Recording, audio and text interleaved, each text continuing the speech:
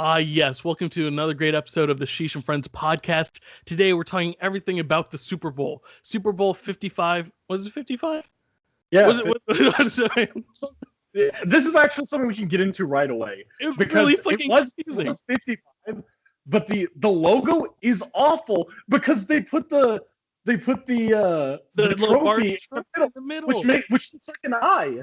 Yes, exactly, dude. Bad. I was actually confused throughout the thing. I was like, wait, are they using last year's logo? Like, dead ass. That's what it looked like. Yeah, it looks like it. It's actually, so last year, I went and looked it up after, because I was curious, because like last year, what did they use? And they put the like eye, and then they put the Super Bowl thing on top of it, instead of like just making it one thing. Like, this year's logo would have been perfect for last year. Like, and the thing is, it's LV, right? Like, yeah. You can put the trophy on the L. You can put it on either of the B's. You know, like, there's plenty of room to put. Like, the graphics designer needs to be fired. That's all I'm saying. Fucking side or something. But like, I was just so fucking confused. I was like, wait, is it 55 or is it 54? Like, I don't know. It kind of looks like 54. And then I looked at last year's logo. I'm like, dead ass kind of looks like last year's logo. So I was like, am I the only one picking up on this or what? The only difference is that in last year's logo they had like the eye, and then they put it on top of the eye instead of it being the eye, right? Like, it's so bad. Who knows what's going on there? But all right, the result is the Buccaneers won 31-9. Kind of a stinker of a Super Bowl. All right, we were right. We both predicted the Buccaneers to win. I honestly thought it'd be a little bit better than this, though. Me too. And both of us were a little bit on the fence with our picks, right? Like, we thought we were going to get a close game with like a Bucs game-winning drive or something. I think I mentioned like a low-scoring first half with like a 21-21 second half, right? And that's not at all what we got. We got a 0-0 fourth quarter in here. I know, because we do Super Bowl squares. Yeah. And so I had, what I needed to happen in the fourth quarter was for the Chiefs to score a touchdown and then go for two and miss it, right? And because I'm sure they would have gone for two. You know, when you're down by a lot, you just always go for two, right? So I'm sure they would have gone for it. So I maybe would have had a chance, but then Mahomes, like, they had that fourth down play and the interception at the end. Right. Yeah, no. I mean, what a stinker of a show. Because we were on the fence because we were like, yo, it's the Chiefs. They can score any given moment. Except they didn't, right? They didn't score any touchdowns this game. That's the most appalling part. That one. Yeah. Like, oh my goodness. That was just crazy. Yeah, that's why I chose the under. I figured, we always try to predict the over. Especially when we think about two good offenses. It never happens. We're always disappointed. But this was just... Super Bowls are always defensive, right? Yeah, for sure. So, I mean, let's get into it. I mean, I was just looking at the stats, and I'm like, wait, Mahomes had 270 yards? What? And Brady had 200? And you're like, what? I did not realize Mahomes actually had that many yards, right? It didn't feel like they did anything. Like, oh, it was bad. It was bad. A lot of it was garbage time, right? Because the Bucs did definitely, after half, right, it came out, the Chiefs drove down the field, and then they ended up with a field goal, right? And then the Bucs get the ball back, instantly drive down, get that touchdown, like clockwork. I think that was the Fournette touchdown, right? Right after the half. Right. It was like clockwork, just going down, and then after that, the defense went straight into bend don't break mode. Right. Yeah. The offense just put it in park. After that, they just ran the ball constantly. So it's like, I saw a lot of, like, Shahan specifically had mentioned that, like, man, Brady's going to get so much credit for this, but like, it's really a defensive Super Bowl, and like, the defense did a lot, which I don't disagree with. The defense did a lot, but if you really think about it, in 2 drives plus 1, Brady had, or in 2 quarters plus 1 drive, Brady had 4 touchdowns, a field goal, and like 200 yards. Essentially, is what happened. Like, that was a great game from Brady. Like, even though it wasn't like nothing jumping out at you, it was a great game. Yeah, for sure. I mean, obviously, like Evans or Godwin didn't grab the ball and take over. Otherwise, you'd see so many more yards, right? I think Brady played a smart game. He played an efficient game, right? So you can say, yeah, it wasn't spectacular, but like he got the job done, right? And especially in the fourth quarter, you have such a big lead. You're not going to be tossing the ball, right? You're just going to be shoving it in Ronald Jones or Fournette and just kill the time. Yeah, and in my opinion, it's his third best Super Bowl performance. And I know he has 5 Super Bowl MVPs, right. but like the his best is the Eagles' loss, right? I think that was easily the one where like Brady was incredible in that game, and really like he's Bill Belichick not benching Malcolm Butler for no reason away from winning that Super Bowl, right? Right. Yeah, you know. And he played phenomenal in that one, and in the Del Holmes Super Bowl against Carolina. Right. But like to me, this is up there with that performance where that was a shootout. This was just efficient.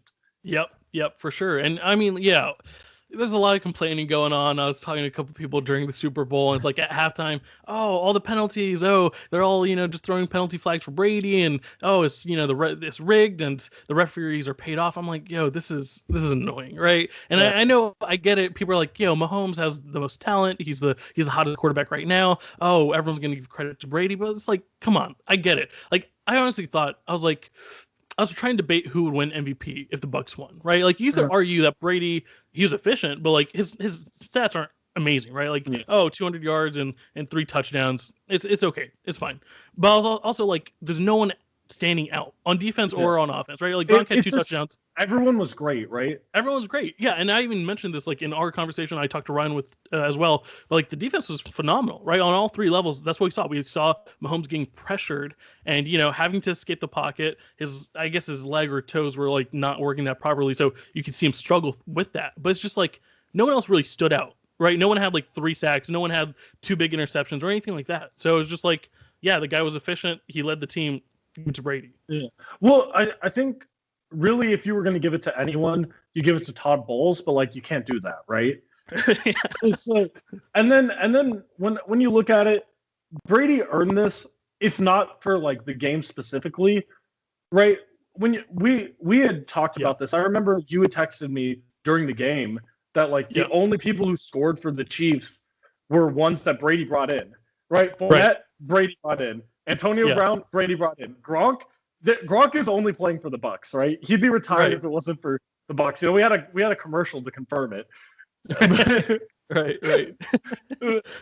But like that was it, right? I mean, Brady earns it, I think, for just the totality of the season, everything he did.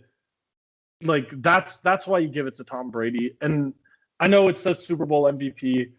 Like, look, Super Bowl MVP, Finals MVP, these awards specifically like are way overhyped. Like they matter way less than people think they do.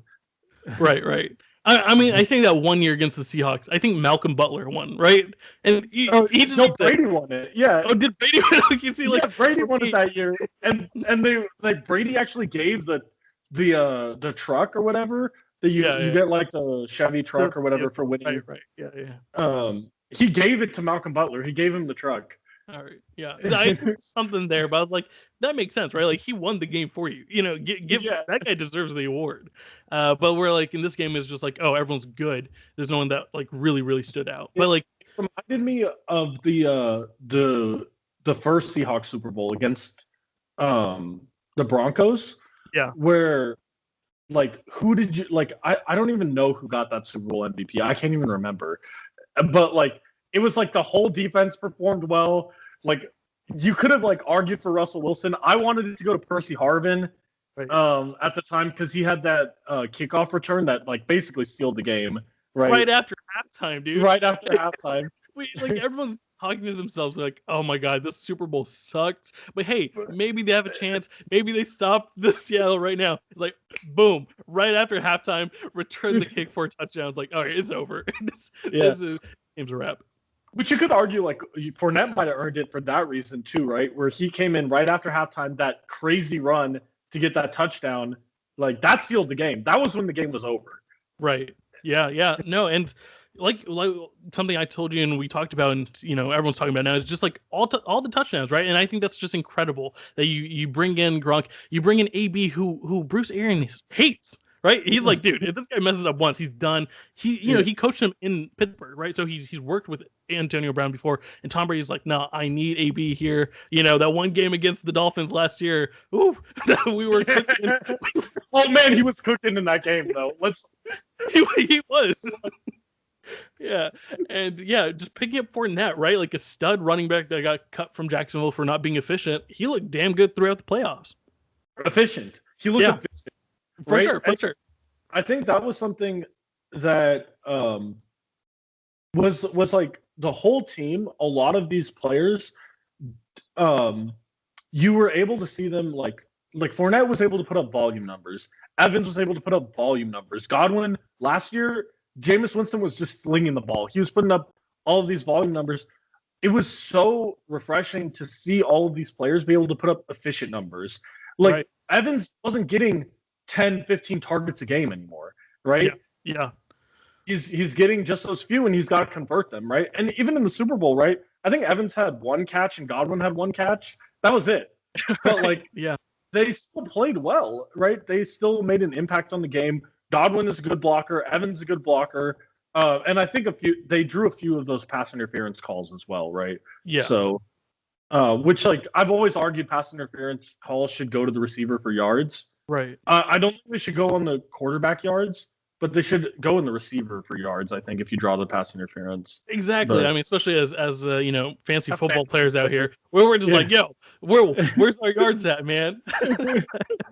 But all right, let's get into this game. I mean, what it means for Tom Brady, right? Like, you can say whatever you want. We hear a lot of shit, and we'll get into that. But I think this was just the perfect run for Tom Brady, right? Obviously, you play Washington, whoop-de-doo, you won, great. But like playing Breeze, playing Rodgers, NFC East, gotta watch out, Brady. See, this is a smart move by Brady. He knew he couldn't play the NFC East in the Super Bowl if he moved to the NFC. But just like what a historic run, right? Beating Breeze, like the Saints look damn good throughout the season, and Breeze was healthy again, and is like his last hurrah, and we're like, oh no, but like he beat them. He beats the Packers while turning over the ball, right? And what the hell's going on here? Beating Mahomes in the Super Bowl. Like, what else could you want? Let's be honest about the Packers one. I know. I think Arians mentioned it too. He had 3 picks, but they were all punts. They were essentially just third down punts. Fair enough, but I mean, like at the same rate, right? Like the Buccaneers defense is so good, and obviously the Packers didn't convert. They had their opportunities and they didn't convert. So like, the Buccaneers definitely deserve that. But I mean, just a historic run, right? Breeze, Rodgers, Mahomes, fantastic. Yeah, and 12-3 touchdown to interception ratio, which I saw like the weirdest stat, which is that the Bucs on the season averaged 30.75 points per game, which is exactly what they hit in the playoffs. Yeah. On average, they scored. I think in the playoffs, the Bucs were 30, or they were like 30, 31, 31, 31, and 31, or something like that. It was like so consistent. They were like the same team every week. I think Brady had 3 touchdowns in all of the games, like exactly 3. It was just like efficient every week. They were consistent, and that is something that you could never say about the Bucs before. Consistency was just something they'd never had. Right. And I think when you talk about like what does this mean for Tom Brady, right? We all knew. Look, okay, we know no one is ever going to catch. We think no one's ever going to catch 6 Super Bowls.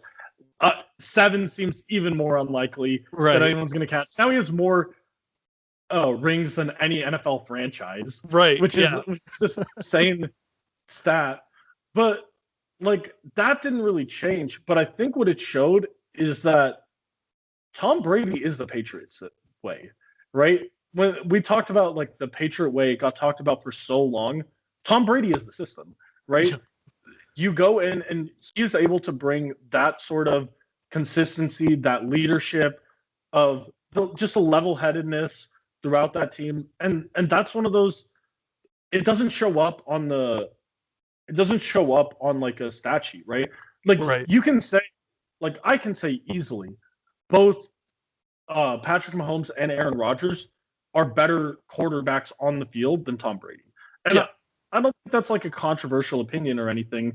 Patrick Mahomes is the best I've ever seen on the field quarterback be played.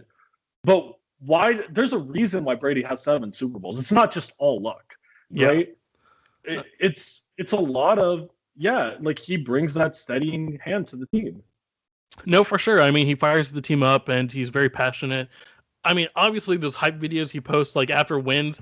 I mean, I think that's something underrated in his legacy. You know, in the past few years, after every game in the season, after he wins, he has like a funny graphic going on. It's entertaining as fuck. But I get it.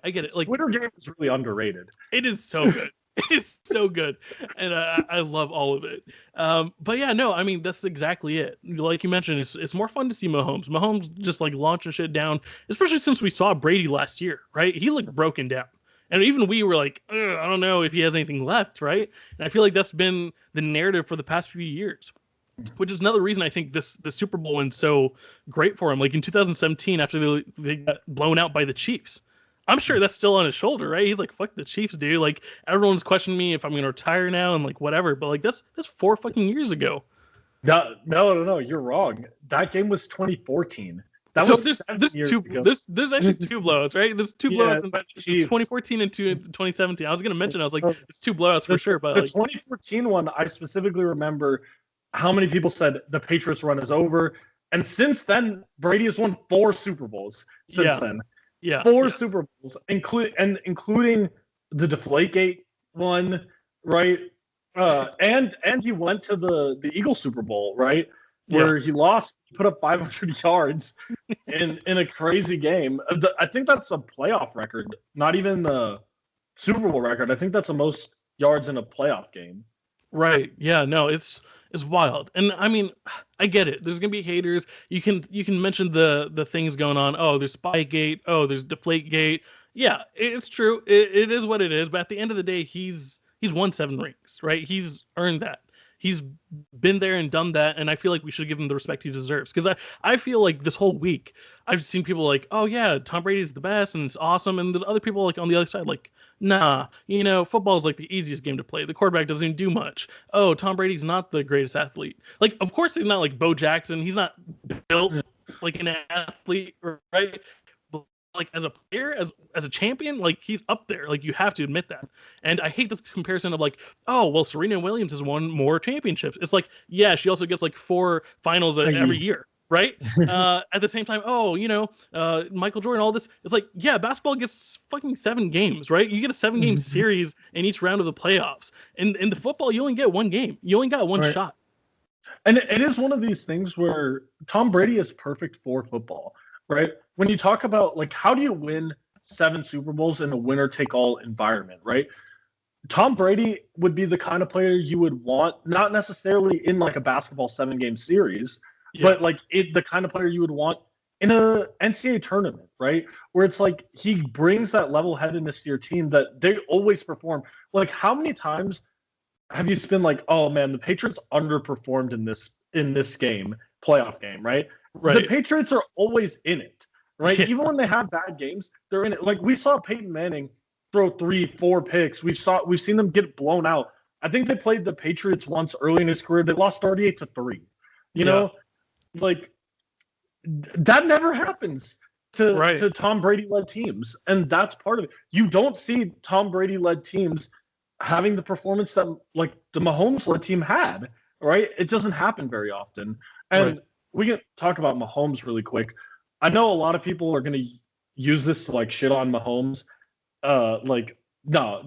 He did. Honestly, he looked like the only player on the Chiefs that wanted to win the Super Bowl. Like, especially on offense.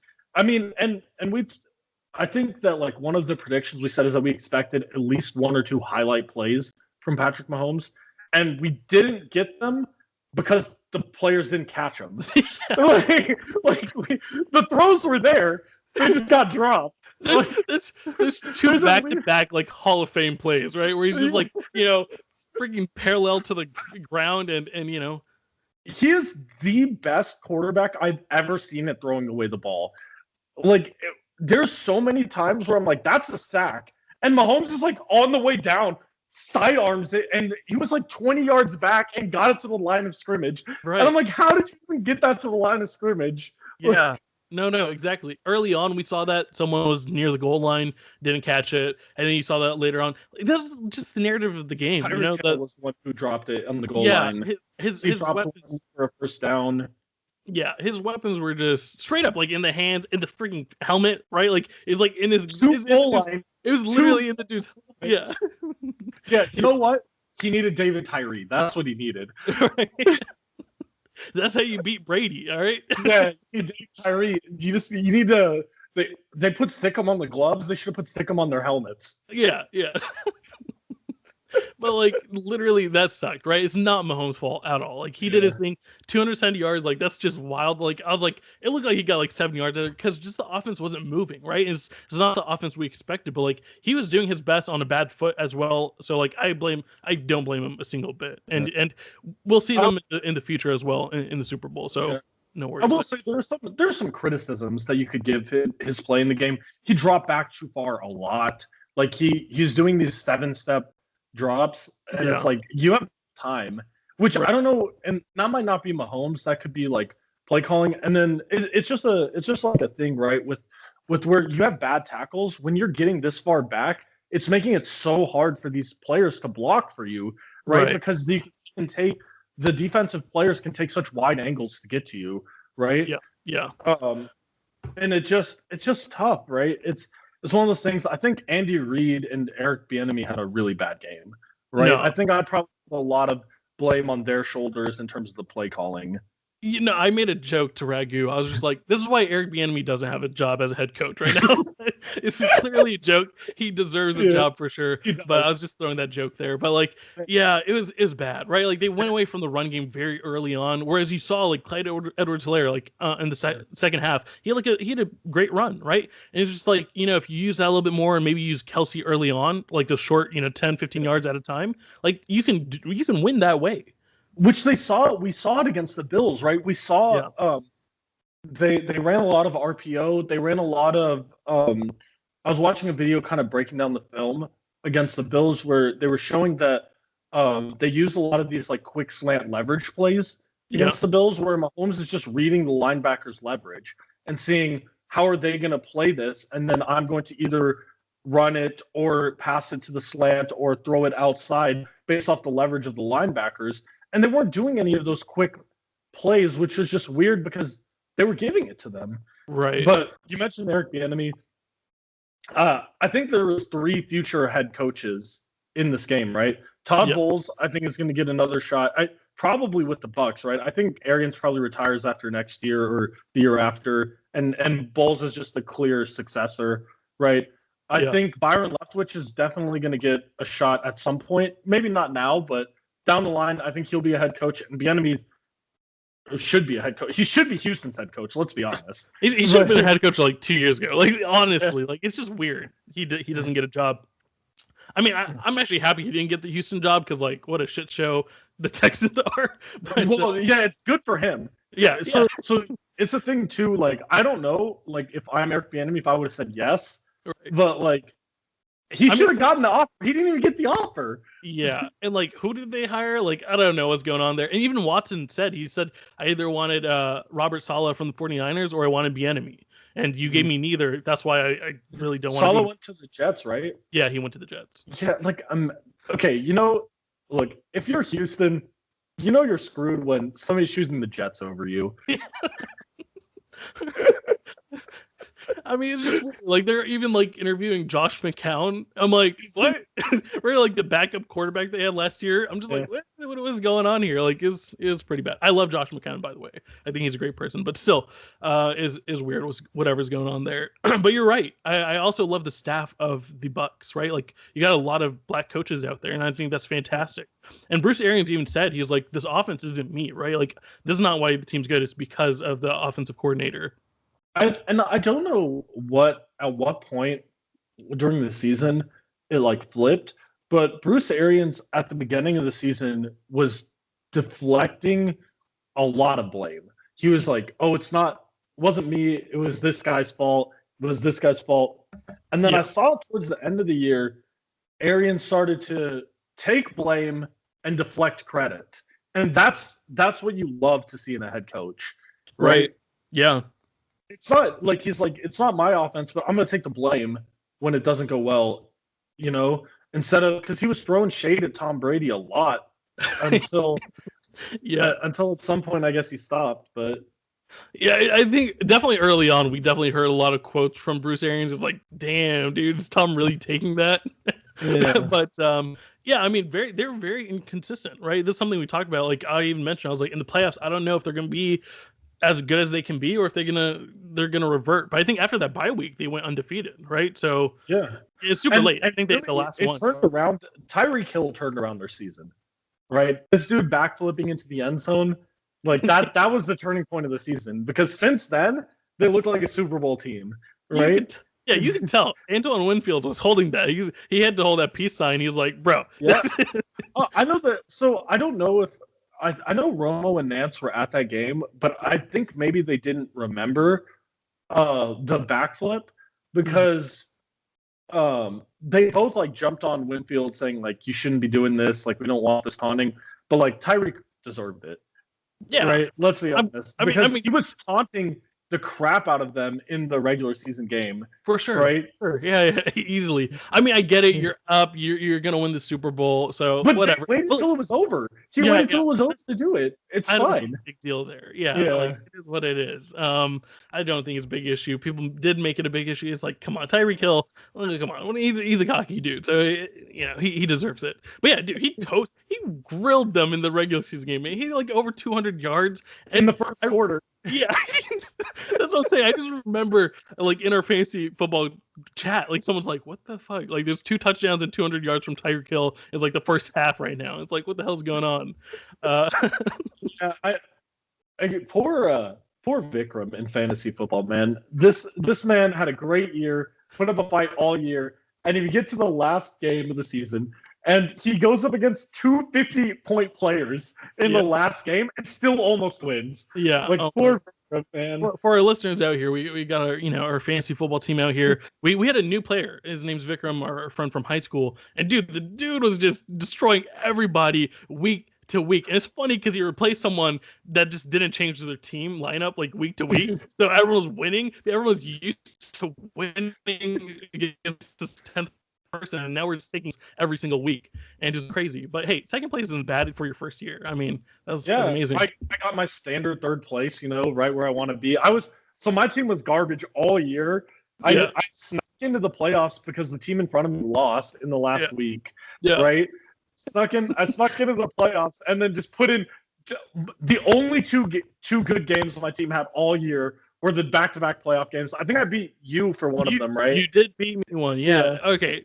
I hate this. We'll talk about this real quick because now you're just making my blood boil, Dev. All right. So, dude, Clyde Edwards-Helaire was out that week. James Robinson was out that week. It was the week where, like, I had to pick up a receiver, is a Browns receiver or something, and I left Baker Mayfield in, and, like, all his receivers were out, and I didn't change it on time. I was like, this is the 1 week where I just played the stupidest thing. It is what it is. You deserve the win. It happens, right? Like, that's the thing about fantasy football, and I complain about it a lot, but it is.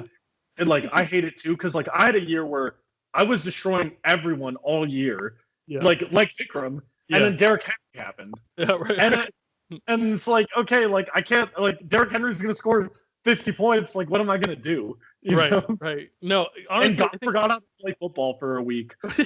Like, do you remember? It was the year that Rams went to the Super Bowl, and for 2 weeks at the end of the regular season, in a row, Jared Goff completely forgot how to play football for 2 weeks, and it was hilarious. Like I think he put up negative points in one of the games, and that's why he's playing for Detroit now. Okay, but there is literally 1 year. I think Shahan. I even told Shahan. I have the chat. I'll prove it. But he was going to the playoffs. Someone dropped Derrick Henry because he had like 2 bad weeks or something. And I'm like, yo, Shahan, you need a running back. Pick up Derrick Henry. He picks up Derrick Henry and like rides him through the playoffs. I'm like, yo, that's because of me. All right, you're welcome. He won that year, didn't he?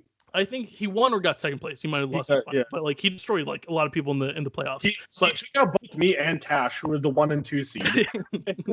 Yeah, no. So it is what it is. Let's circle back here. So I explained to my dad and a couple other people, just like if you see what the Packers did versus the Buccaneers, right? The Buccaneers went all out for Brady, right? They moved up 1 or 2 spots in the draft to get like a good offensive lineman for him. Yeah. You see them. They already have Evans. They already have Godwin, but they're out there getting Antonio Brown. They're out there getting other weapons for Brady and just like fulfilling this great roster for now. Mm-hmm. Whereas you saw with the Packers, not really giving a shit about Rodgers, right? You spend your first round pick on a backup quarterback. You spend your second round pick on a running back who barely played a couple snaps throughout the whole year, right? Like he's your third string running back. Like get your guy some good offensive linemen, some extra weapons. But like it's just sad to see that. Well, so I was actually just looking because I looked back at like the last 10 years, who was in the Super Bowl, right? Yeah. And every single team that made the Super Bowl went all out, except the Patriots. Right. That was it in terms of like making the Super Bowl. Other than the Patriots, every single team sold out their future to get there. Right? You talk about the Chiefs selling out to get Mahomes. They had Alex Smith coming off an MVP caliber season, still traded up to Mahomes. Right? You saw the Rams trade up. Rams traded everyone. 49ers. Everyone, right? That's just the new NFL. That is the way it is, right? Salary cap be damned. We'll be bad for years, but we'll get a Super Bowl. And the Packers have refused to. Dev, give me a second here. Your audio just cut off. Oh, sorry. I muted. All right. Yeah. So you got up to like the Packers have refused to do that. So just start with the Packers again. Yeah, the Packers have just refused to do that for Aaron Rodgers, and it doesn't make sense. I guess because they saw the way they got that Super Bowl and with Brett Favre, and they're like, okay, we got another one with Aaron Rodgers. But look, considering the Packers have had 30 years in a row of excellent quarterback play and have 2 Super Bowls to show for it, that's pathetic. Yeah. Like honestly, it really is. Yeah. Like if the Cowboys had Aaron Rodgers and Brett Favre for the last 30 years, I think they would have more than 2 Super Bowls, right? If the just go through any of these teams, right? Like the 49ers, the Rams, like the way they've taken that philosophy, right? The Chiefs, like look at how much and the Packers are just there. Like the Saints really went all out, right? Obviously, it didn't work. Yeah. Great. Let's be honest. The Saints probably should have gone all out to get Patrick Mahomes when when they could have and let Breeze go. Because when at least for me, when I looked at it, the Saints are the best roster in football outside of quarterback. Right. No, we talked about this like going into the season. We're like, they have depth all around, right? Like offense, defense, they have everything you want, and somehow they screwed the pooch. I mean, I don't know. I think did we have an episode after that? I know we talked about it at least. That I said, like, look, Winston should have been starting that game. I think they beat the Bucs if Winston plays, right? Like, and that's a sad moment when you're like, man, if Jameis Winston was our quarterback, we'd be better. Like that's how about Jameis Winston beat the Bucs, right? Like, come on, that's what a great narrative that is. Yeah. But like, it was Hill, right? Like those 3 weeks with Taysom Hill, they looked more dynamic. Yeah, Taysom Hill was getting like 30+ points in fantasy points. I was just like, what the hell's going on here? But yeah, tight end if you were in an ESPN league. Yeah, for a good like 2 weeks or something. I was like, what the hell's going on here? But yeah, I mean, it's just crazy. And yeah, I think that is what you have to do. You have to charge the credit card. You're gonna suffer in a couple of years, but like if you want to win, you got to win now, and you got to give up whatever you can and get those players, get those contracts signed. I think that's just what you have to do. It's a major criticism I had of the Cowboys in 2016, right? I know. So in 2016, when I looked at that draft, in the first round they picked Zeke. Yeah. And you're like, okay, this is a win now, go all in pick. Then in the second round they picked Jalen Smith. Now, say what you will about him, I think for a second round pick and like all things considered, he's still good value, right? Yeah. For that pick. But that's not an all-in play. Like if you're gonna say like this is Romo's best chance to win, obviously Romo got hurt and we had Dak. Yeah. But like you need to go all out. Like you should be drafting win now players, right? Because you knew Jalen's not going to play that year. Yeah, he was out guaranteed for the year and likely out for the year after as well. Right. So it's like it doesn't make sense. Like if you're going to go into win now mode, like in 2014 to obviously 15 with Romo injured and Dez injured, there was not a chance. But in that window, 14 to 16, the Cowboys could have sold out and likely gotten a Super Bowl or at least an appearance, but they didn't. Right. And, when you do have like a top 5 pick, we'll get into this when I start talking about draft things, but like you got to draft for value too, right? Like I get getting the running back because you thought it was for Romo, you thought it was going to happen. But, like you can get some shutdown corner. You could get on Ramsey, right? Like, you could have made better picks and more valuable picks, and you ended up just kind of screwing yourself there. I'll be fair, like this is something I did complain about because the Cowboys had this history of just charging the credit card, right? Like they were signing all these players, bad contracts. They kept pushing, They did it without a line. Yeah, right. They kept on flipping switches and whatever. They're like, okay, bonuses, whatever. So then they kind of cleared up. They're like, okay, we're gonna play clean. We're gonna, whatever, pay back or whatever we owe. But it's like with Romo out there, like his last few years, like you got to go all out. Even now, when you had Dak on that rookie contract, and he's playing at a phenomenal level. Like you gotta do what you can. Oh, going into 1 year where you're like, he doesn't need any wide receivers. Like that's not a winning play, guys. Like, I mean, it took him like 8 games to get Cooper in there, right? Like, right. Yeah, it's just the stupidest thing. It just doesn't make sense because so right now when you're in the NFL, there's really 2 ways to win right now, right? A veteran quarterback that you sell all out for, or a rookie contract that you're selling all out for. Yeah, that's it. Like those are the 2 proven ways to win right now in the NFL. And the Cowboys had the single best quarterback contract in all of football, and it's the one time they don't want to sell out. Yeah, and now they're like, should we pay him now? Like you guys are so screwed. Like, oh man, I'm not even looking for go get another 4th round pick. Like hopefully, let's see how good he does. Go draft Trey Lance or something. Like what do you mean? Like, then that's with the 10th pick, right? That'd be with the 10th pick for Trey Lance. You're paying him a shit ton. Like, dude, that was getting pennies to like $5. Like, it was ridiculous, man. But we'll get more into the Cowboys later on. But let's wrap up the Super Bowl talk. All right, what do you think about the halftime show? I loved it. I know a lot of people had criticism for it, but I think you gotta grade on the curve because of COVID, right? And 2, the weekend was good. Like, I don't know, he was upbeat. It was fun. It was the first time that like I'm watching a Super Bowl show and I'm like, man, I actually care about the artist that's in it, Right. So I was happy for it. I thought I was really glad he did The Hills. I was afraid he wasn't going to do it. That's my favorite weekend song. He did just a little bit, but I love it no matter what. And God, The Weeknd makes some catchy music. Exactly, Blinding right? Lights, or is that Blinding Lights? Is that the name of the song? Yeah. That song was stuck in my head like all day the next day after the Super Bowl.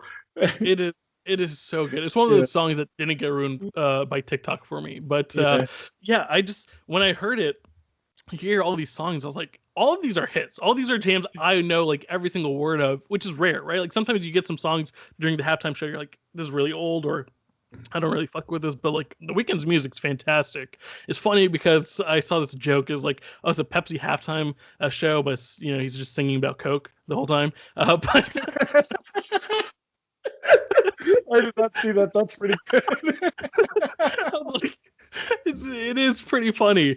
But yeah, I thought it was pretty interesting. I love the fireworks. I thought they did a great job. Like there's a shit ton of fireworks going off, and I like how they didn't have a stage like on the field. It was on the side, and then they came down and just walked on the field. So and I loved like the body doubles. Everyone was in the mask, which was like awesome.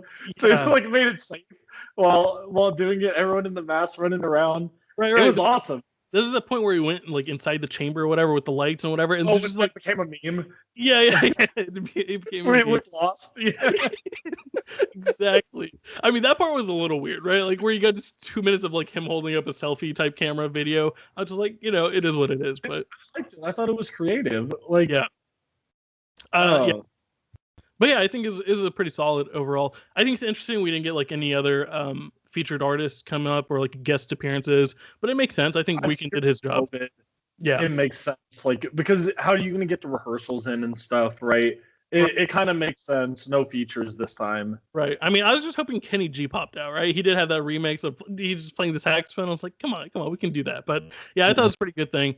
What was your favorite Super Bowl commercial?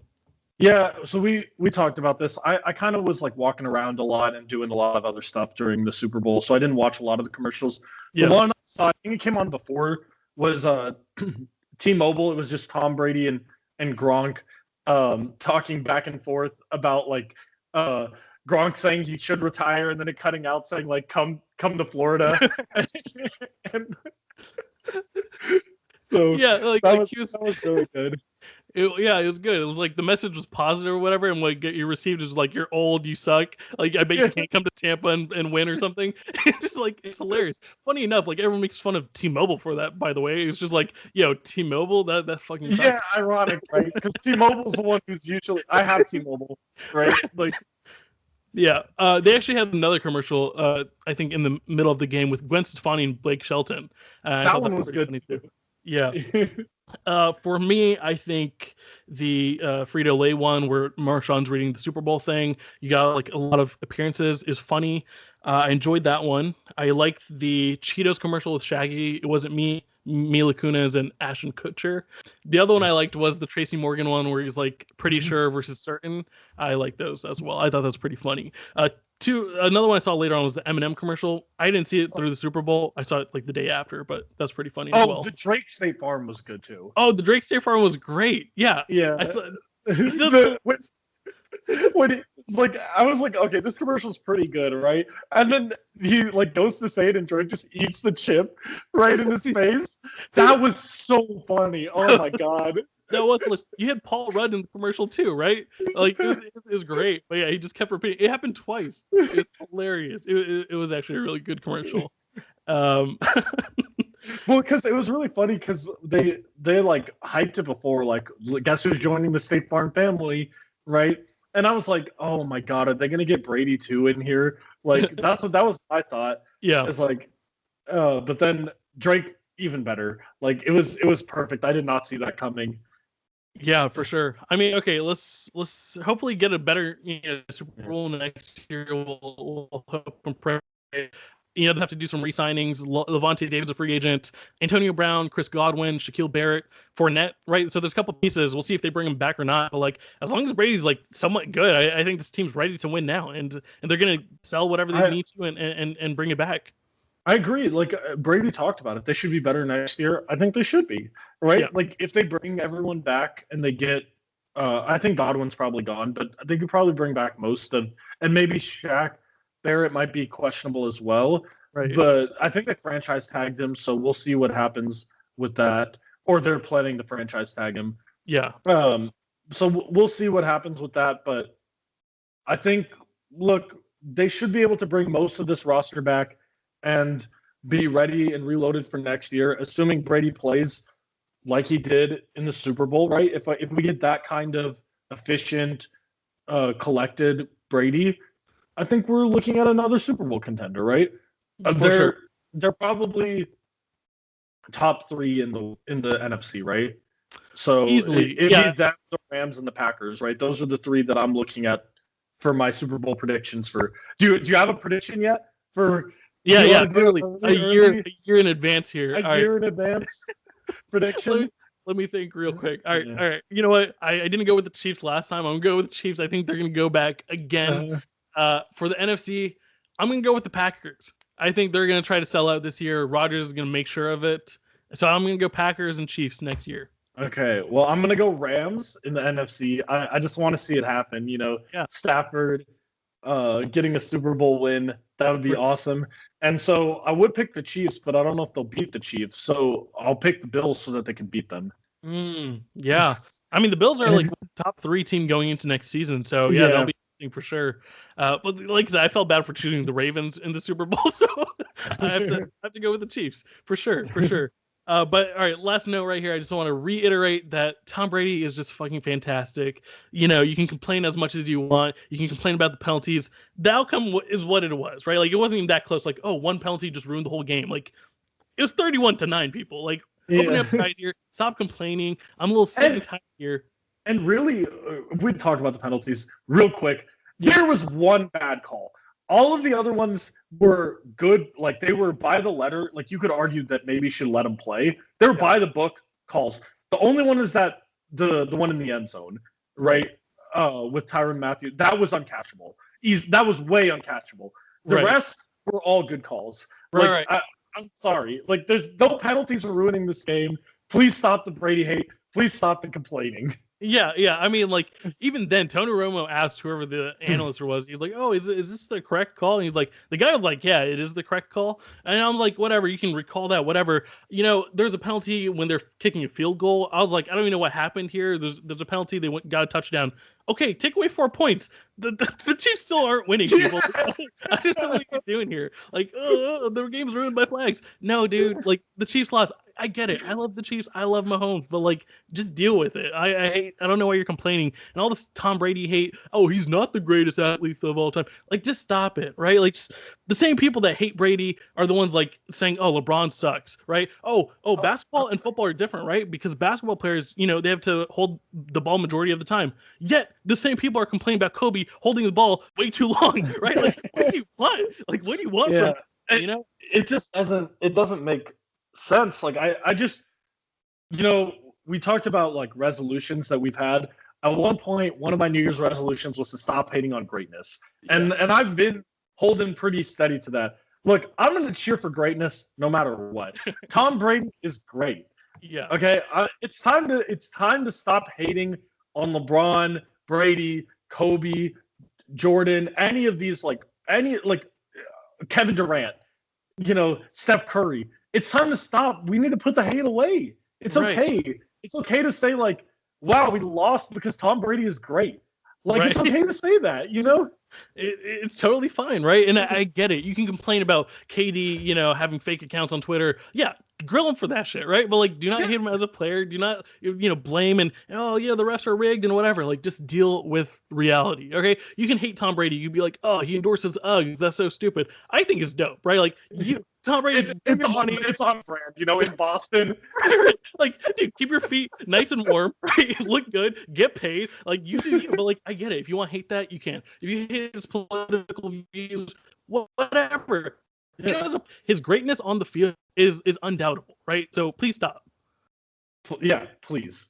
I think that's a good way. I think that's a good way to wrap it up, right? Yeah. Stop stop the hating on greatness. But greatness, stop hating on people in general. All right, I'm sick of that too. But greatness, goddamn, stop that shit.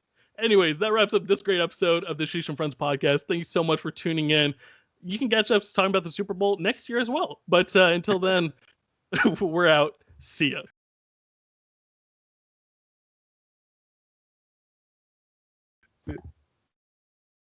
Man, what a fun episode. We went on like so many tangents. That was great.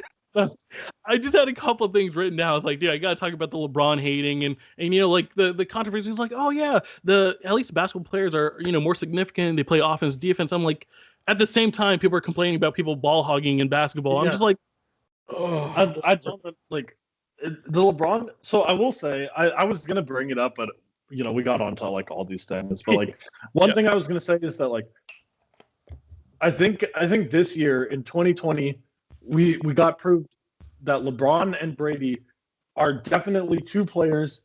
Put them anywhere, they're gonna win. Yeah, right. Like, that was what Brady proved and LeBron proved this year with the Lakers, right? Yeah. You put them here, you give them a good team, they'll get you where you need to go. Yeah, but yeah, I think just like the Shaq and Kobe thing, right? Like they needed a ring separate from one another, right? And you got that with the Tom Brady and Bill Belichick because people are like, oh, it's Bill Belichick, right? You see some of these other quarterbacks, Garoppolo or whoever they throw out there winning games, you're like, maybe it's just the system, maybe it's not Brady, right? We heard that for a long time. Like at least Manning's a real quarterback, right? He's winning games with two different teams, but it's the Patriot system that's helping Tom out. So like you get away from that narrative. I think at the same time, seeing Peyton Manning on the field, for getting into the Hall of Fame and him being the only quarterback to win with two separate teams, like Brady's just that guy. He's like, yo, I'm gonna win today, and like shove it in Manning's face. So there's a few things about that, right? Yeah. One, I heard the crazy stat that I heard was that in between Tom Brady's 3rd and 7th Super Bowl, Calvin Johnson was drafted, retired, and got into the Hall of Fame in between. I heard that too. I was like, that is so wild. and then the other one is like, do you think they should just retire 12 across the NFL when he's done? I honestly think we might be at that point. Ooh, like, Gretzky has 99 retired across all of hockey. Right. I think like Tom Brady has arguably earned that level of respect across the NFL. And then the other one, obviously 42 retired across all of baseball. Right. But that is that one I also like. I love that 42 retired across all of baseball, and I love that they do the day where everyone Jackie wears Robinson Day where everyone's. I love it. I love it so much. I was just gonna mention that. I was like, that day's a little confusing. Like, if you don't know baseball, you're like, who's that player right there? Like, why are they all wearing the same number? But it's like, it's actually awesome if you think about it and like know the story there. It's so weird because like it's fine that day because like when you watch the games, like they talk about it enough. But when you see highlights like years later, you see like an A-Rod career highlight video, and then it's like he had a home run with 42 on. You're like, what?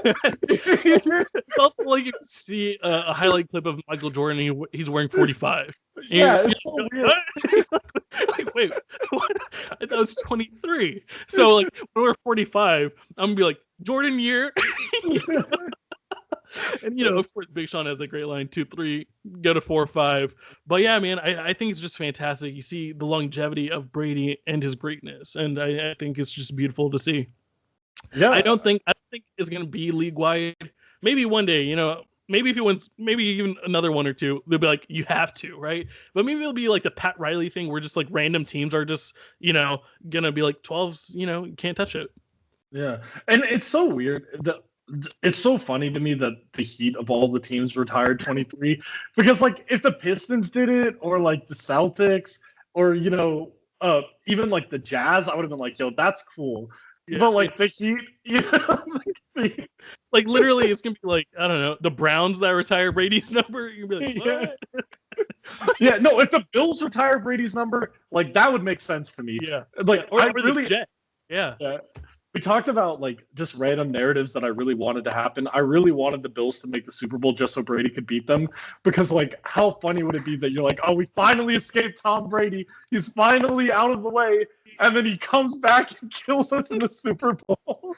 That would have been amazing for sure. I mean, yeah, that would have been crazy for sure. But yeah, I mean, yeah, I just gotta appreciate Tom Brady for his greatness. And like I said, I think there's always been a lot of hate and like a lot of disrespect. Not even just like hating on him, but like a lot of people don't appreciate what you're getting to see, right? Like me and you, we're so lucky. We're getting to see LeBron James. We're getting to see Tom Brady, right? Like I don't know. It might take. Obviously, Mahomes is very talented or whatever, but like to see someone win all these championships, to see whatever the number one, number two NBA player of all time throughout the history of the NBA within our eyes, like that's just amazing. Yeah, to see someone. I mean, LeBron's putting up an MVP, like contest at 38, right? Like he might win MVP this year. He probably is. If the season ended today, he probably does win it. Yeah. Right. No, for sure. And he's 38. Like that's insane. And Brady won one at 40. Yeah. Like, yeah. I mean, granted, that should have been Carson Wentz, but. Speaking of old takes exposed, all right. On that note, time to go. I've got a clip for them. When I'm back on Twitter, I'm gonna play that audio clip and tag them because it's greatness. It's okay. It happens. No, we all have bad takes. I mean, some people have stupider takes, But it is what it is. No, it happens. Like, look, I mean, if I knew Carson Wentz was going to regress the level he did, I wouldn't have said it, right? No, but, I mean, yeah. So like, it's not even like I was like, oh, he's not even top 10, right? I said he's in consideration. I still had Rodgers ahead for this year, but like, I was like, you could put him up there. I don't think he's there yet, though. But like, and Rodgers had a bounce back year too, right? Rodgers looked great. Yeah, and like, no one expected for Wentz to just, see ghosts. yeah. Him and Sam Darnold both looking for new teams. Yeah, I can't wait for the next QB shoot to fall. Like the next trade. That's gonna be exciting as fuck. I mean, there's just like so many. I was talking to Ryan real quickly. I'll give you a minute here. But like, when before in the NFL has it been like half the teams, like good quarterbacks, are somewhat on the trade market, right? Like it's wild as fuck. You hear rumors about Russell Wilson, Rodgers, Dak, Watson. I mean, there's just Darnold as well. It's just like, what the hell's going on? It's really, I mean, I've been talking about it for a few years that like, I think we're gonna stop seeing quarterbacks get paid that level that they're getting paid, and I think it's coming. Like you see the way that they're swapping; these quarterbacks are getting swapped around now. I think it's coming that like teams are gonna start betting on rookies. Teams are gonna start just looking for trades, build a roster, and then just go trade and get. Like if the Rams work, like let's say the Rams win a Super Bowl. Yeah. How many teams do you think are like, hey, what if we just build everyone but the quarterback, then just go trade for a star quarterback? Because that's literally how you have to do it, right? Yeah. If you put in a stud quarterback and you don't have an offensive line or your defense is trash, you're just going to lose games, right? You're wasting money. You're going to lose games. You're going to have a bad pick because he's not going to be bad enough to go 4-12. He's going to be like 7-9, 8-8. So you're like, it's hard to get better at that point. And you have to be shitty, get some nice high picks, build your team, then plug in that quarterback and go for it. Yeah, I don't know. I'm excited. I think the NFL, like we're starting to get to like NBA levels of offseason, right? Like it's approaching that NBA style offseason. Right. I'm excited. We're getting to the point where like you mentioned, it's like kind of like the NBA. You throw a pick, you're like, fuck this player, like take him. We need this. We need the space. Like we're even at the point like you see Watson. He just signed an extension, and he still potentially could get moved. Oh, he has the power. He's getting out. I want Watson out. That's what I'm saying though, right? Like even if he gets paid, if the quarterback gets paid, they still have the power to be like, yeah, I'm gonna trade me. Like I don't want to be here. Like you see Russell Westbrook right? or John Wall, right? You're like these contracts suck ass. Like these cannot get moved. They did. Yeah, Harden. Yeah, Harden's like, I want out.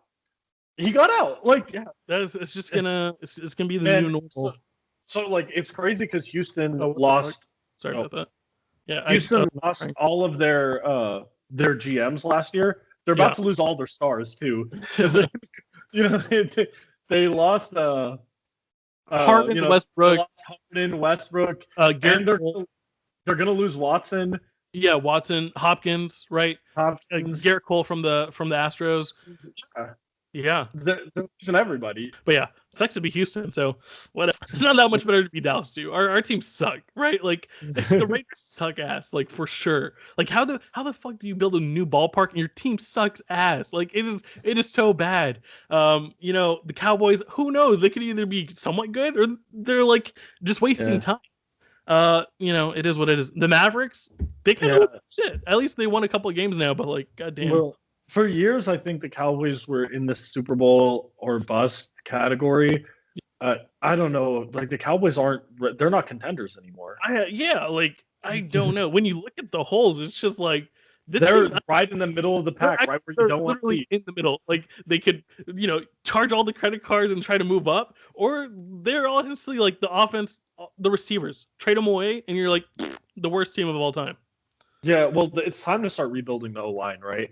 I think it's time to blow it up, rebuild the O-line, and be bad for a few years, get the O-lines, and then go get the quarterback.